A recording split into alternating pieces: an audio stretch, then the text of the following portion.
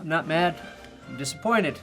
Disappointed. Today, I'll be ranking the top 13 teams in the NFL for Week 6. My name is Brandon Perna, and even though a lot of people out there do NFL power rankings, nobody does them dumber than me. Now, before we hit the top 13 teams this week, let me reveal who's in heaven, hell, and purgatory. I am preemptively putting Drake Maye in heaven. The Patriots have the worst offensive line in the league. Quite literally. Their plan to change that? Throw Drake Maye into the fire to see if the 22-year-old can sink or swim amidst the chaos. He's got no playmakers to speak of at receiver, close to no blocking, and a date with the 4-1 Houston Texans for his proposed debut. I'm assuming he won't get rid of the ball as quickly as Jacoby Brissett, and the brain trust that decided to have him make his debut behind that line going against, wait for it, the team with the highest quarterback pressure rate in the league should have their head examined. Also, Dallas Flowers, seen here in this photo, waved by the Colts. You are in heaven, Dallas. In purgatory, the curse wheel. Do you even curse anymore, dude? Do you? Or were you on a bye week because of all the good cursing you'd already done this year? You tried to curse the Chiefs and you failed. The only thing that could feel like a bigger betrayal is if my 4-year-old said she hated me. I'm gonna spin you again regardless, but I have no faith in you. No faith! No faith! Also, scoot over. We need a little room for Robert Saleh. He's in purgatory. And finally, in hell, we've got also Drake Maye again. The Lions, the Chargers, and the Eagles. They were all on a bye week this week, so they won't be in the power rankings today because they didn't play. That's how I'm doing it all year, guys. Don't let Tom Grossi fool you and say I fucked up, because this is how we do it here. Number 13, a special number this week. Whoever wins the Niners-Seahawks Thursday night football game, you can be on power rankings next week. Until then, the NFC West will have 0 teams ranked this week. I know Jordan Mason had a costly fumble last week, but he leads the league in yards gained after contact with 349. Just ahead of King Henry. Whoever has the better game, Jordan Mason or Kenneth Walker, that's the team that will win on Thursday. Number 12, I've got the Bills. What the hell, Buffalo? I was getting ready to pump you up as Super Bowl favorites, and you go out and get your shit rocked by Baltimore and then bungle your last possession against the Texans? Rest assured, though, if you beat the Jets on Monday, I'll be ready to pencil you right back into the Super Bowl. Now, a big reason why the Bills are struggling? Third downs. They're 25th on offense and 24th on defense. So they are having trouble sustaining drives and getting off the field. That's a team that can't shit, therefore cannot get off the pot. We can't even blame Josh Allen's turnovers. He's still the only quarterback in the league to start every game this season and not throw an interception. And Bills fans better pray Khalil Shakir's ankle gets healed quickly, because his catch percentage of 94.7 is best in the league for wide receivers. Just 1 incompletion on 19 targets. And I'd love to see him featured more when he returns. He's one of the least targeted receivers in the league who excels in efficiency rating and getting separation. Number 11, the Steelers. TJ Watt needed just 109 games to get to 100 career sacks, which is the second fastest in NFL history, behind only the late great Hall of Famer Reggie White.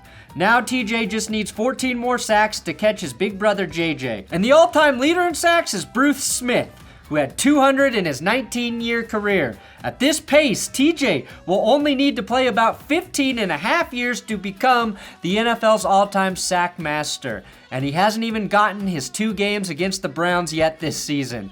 Both Alex Highsmith and Nick Herbig, the other edge rushers, have been ruled out of the Raiders game with injuries. Jalen Warren, Cordell Patterson, both injured, and I fear that Steelers' run game will never get where it needs to be this season. Number 10, the Cowboys. Dallas survived a very choppy game on Sunday night or Monday morning, who cares? But there's still a ton of red flags with this team, right? First, they have a massive void at pass rusher following the injuries to Micah Parsons, DeMarcus Lawrence, and now Marshawn Nealand. I'm also growing mildly concerned about the relationship between Dak Prescott and CeeDee Lamb. Sounds like a little trouble in paradise could be brewing. You got the second worst rushing offense in the NFL with just 82 yards per game.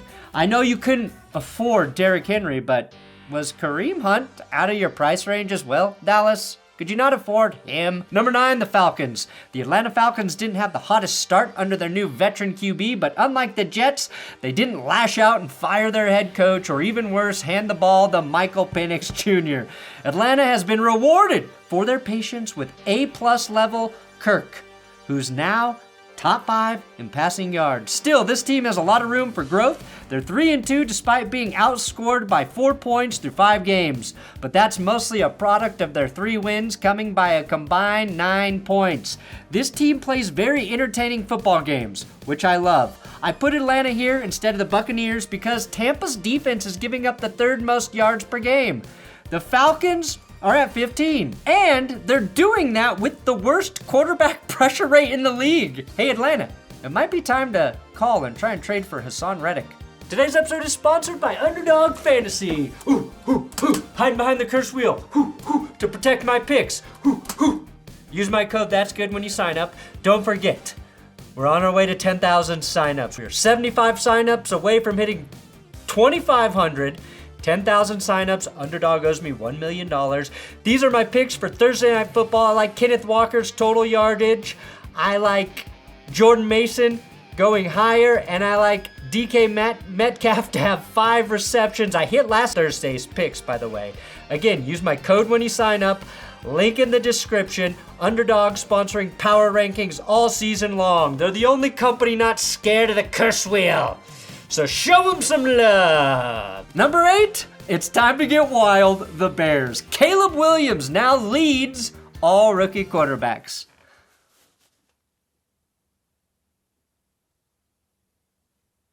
Yep, he leads them all. That's the stat. You think I'm gonna give you something of substance now, right? Okay, fine, I will. He leads all of the rookies in passing touchdowns with 5. They all remained passing touchdown virgins through the first 2 weeks, remember? And Caleb is starting to get comfortable throwing the rock. Had he done this against any team not named the Panthers, I might put the Bears even higher on this list. But Caleb was 3 for 3 for 2 touchdowns, 0 picks, and he had a perfect passer rating on his deep balls. The balls that hummed well past 20 yards last week. If he can do something similar against the Jags in London, I'm a little nervous for how excited Bears fans are going to be online.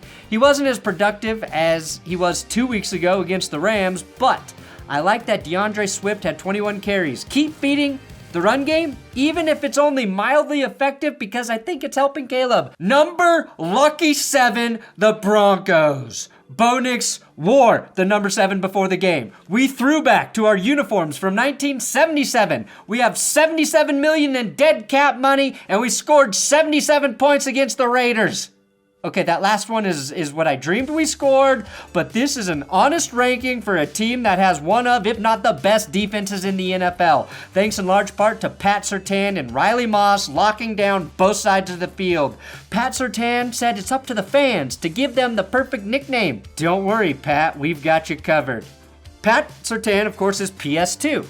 Now I have workshopped PS2 and the Dreamcast for him and Riley Moss. The Sega Dreamcast, of course, was white, following the typically black Sega Genesis, which is why it's a great idea by me, but I think I found the winner. PS2 and the Game Boy. It sounds better. It just works. That is sick. It is tight. It is all of the things. And our entire Broncos defense, it's GameStop. Anyway, defense. How good is the Broncos defense right now? 2nd in points allowed, 3rd in yards allowed, 2nd in yards per play, 1st and 4th down conversions allowed, 1st in goal to go efficiency, number 1 and number 2 in gaming consoles. And one of the unhung heroes on the Broncos defense has been defensive tackle Malcolm Roach. Both he and safety Brandon Jones were free agent signings during a period where the Broncos had no money to spend. Great additions by George Payton and Sean Payton. Payton and Payton. The real PS2s? Number 6, the Packers. Injured Packers running back A.J. Dillon, who has a podcast, wanted to know why Kraft Mac and Cheese hadn't sponsored Packers tight end Tucker Kraft yet. If someone's just like trying to talk at me, I just like start screaming. I'm telling people I'm going to burn their childhood homes down. Oh my God. Did Tucker Kraft just become my favorite Packer? Yes. Yes, he did. Number 5, the Ravens. The game you played was titillating, Baltimore, but any defense that allows 5 passing touchdowns is going to drop a little bit in the power rankings. Here's something that sounds crazy, but actually makes total sense. Joe Burrow, Baker Mayfield, Sam Darnold, and Lamar Jackson lead the league in touchdown passes through 5 weeks. Geno Smith may have been the first quarterback to boycott the United States Postal Service, as we all wrote him off. But we did the same for Baker and Darnold, and now they're not writing back either, and it's glorious. And Lamar Jackson, by the way, has the fewest interceptions of that group with just 1. I love that Lamar got the Ravens a win by throwing for 348 and 4 touchdowns. The Ravens are going to become a team that's impossible for defenses to game plan for if Lamar sprinkles in a 300-yard passing game every couple weeks. And as soon as a defense thinks they had them on the ropes, guess what? Mark Andrews from downtown has 110 yards and a 2-touchdown day. Number 4, the Texans. The Texans will deal with their first big roadblock this season. Receiver Nico Collins is heading to IR due to that hamstring he suffered in the Bills game. Not only is he a key weapon for CJ Stroud, he leads the league in receiving yards. And after he left the game, Houston couldn't find the end zone again. Nobody knows when running back Joe Mixon will return either, but in regard to Nico's injury, this is the exact reason you went out and added Stephon Diggs in the offseason. Number 3, oh my God, I really did it. The Commanders. Jaden Daniels loves pressure. Next Gen Stats dropped this nugget on Twitter. Jaden faced 4 unblocked pressures in the first half and converted all into first downs. The bad news? Jaden's offensive line literally forgot to block 4 times in the first half. Not only is Jaden handling pressure, he has the highest EPA in the league. And I finally took the time to learn what the fuck that means. It means he has the biggest passing dick in the NFL. Ooh, and boy, does he swing it, huh, guys? You can hear it. Cut through the wind. Oh, wait, one more dumb stat for Jaden. He has the most runs this season where he hit a speed of at least 15 miles per hour or more. 34 times he's hit that speed at least, and he's broken the 20 mile per hour barrier 3 times, tied with Tank Bigsby for the most. Number 2, the Vikings. The Vikings have trailed for just 3 minutes and 26 seconds in their first 5 games of the season. All 5 of the teams to trail for under 5 minutes through the first 5 games all went on to at least play in the Super Bowl. This all but confirms my controversial theory. Having more points than your opponent is a good thing and ultimately leads to winning. One thing I do want to see the Vikings fix during the bye week is their offensive line and pass protection. One reason Sam Darnold looked less like Geck bus and more like a Greyhound bus is Minnesota is giving up the 5th most quarterback pressures right now on a percentage basis per game. And number 1, the Chiefs. Leave it to the Chiefs to survive the curse wheel. This team has had a horseshoe shoved up its ass for the last half decade, and I'm convinced it's permanently lodged up in there. And if you remove it, this team would just start jizzing 4-leaf clovers, and they'll keep winning forever. I did, however, make a video calling them boring, and they certainly didn't do anything to dissuade me of that on Monday. We all know Patrick Mahomes is great, right? But let's just look at the numbers. 6 touchdowns and 6 interceptions through 5 games. 2 years ago, during his MVP season in 2022, Mahomes had 15 touchdowns and just 2 picks through 5 games. And yet they were 4-1 in 2022 and 5-0 this season despite lacking numbers. Maybe it's a big deal that they're allowing just 17 points per game. Maybe Taylor Swift is actually an industry plant. And by industry plant, I mean Satan's one true daughter guiding this team through the fires of hell to a 3-peat. Oh, maybe you can say it. No, you can't. No. Oh, was that dramatic enough for you? Let's spin the wheel, see if it curses anybody. Nobody believes in you anymore, wheel. A lot of pressure today, wheel. The wheel of misfortune. Suck it, Pat Sajak and Ryan Seacrest. All right, here we go. Ooh, the curse wheel. Oh, is it gonna work? I don't know. Don't care. Don't forget, you can get some coffee over at benchwarmershop.com. We've got shirts there as well now. Uh-oh, my shoulder kind of nicked it. No! No! No! Number lucky 7, the Broncos.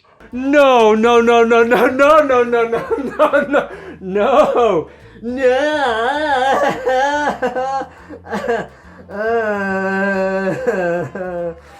I don't believe in you. I'm not scared that you're going to get the Broncos. Nope, not scared at all, Curse Wheel. Let's try it again, huh? Let's see if you do it again.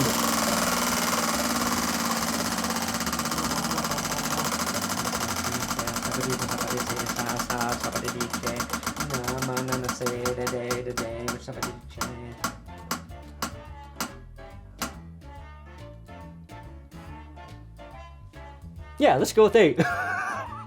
Thanks for watching That's Good Sports. Please subscribe here on YouTube. If you don't subscribe on YouTube, I will be forced to work a real job, and that would be unfortunate. Come on, guys, I like this gig. I like it a lot.